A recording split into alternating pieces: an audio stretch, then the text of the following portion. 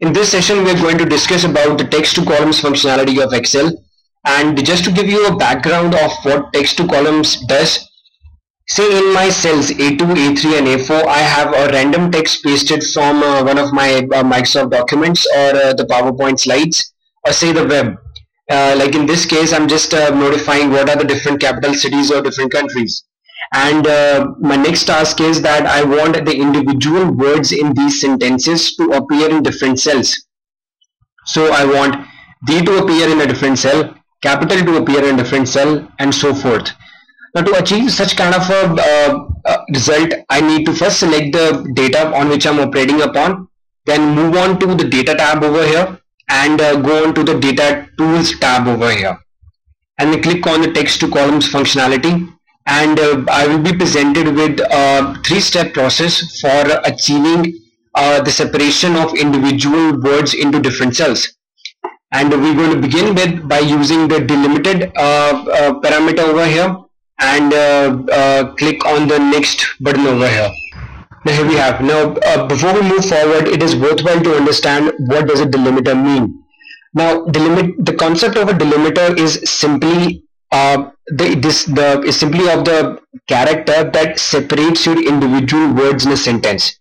So in my cell A2, the capital of India is New Delhi. What is the single entity that is separating each of my words?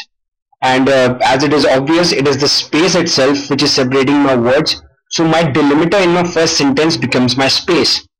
So that is what I have selected over here among the different columns.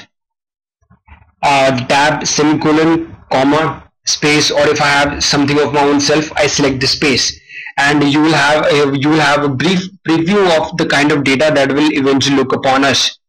And if you're an advanced user, you can also click on this, treat consecutive delimiters as one. The meaning of this is that if accidentally I have separated my words using, say, more than one space, like 2 spaces or 3 spaces, they will be treated as just single space itself.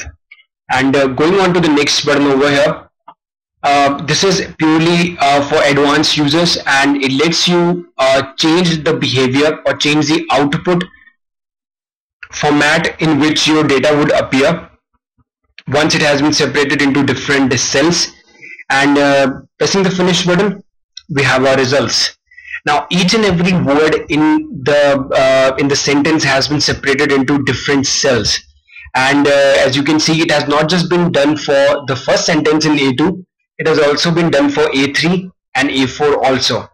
But there is one catch to the whole situation which needs to be understood by the user itself, that for seemingly connected words like New Delhi or Washington DC, the whole process would still separate them into 2 words, and it is up to the user to understand the reprehensions concerning the same. So this is all about the text to columns functionality in Excel. Thank you for watching.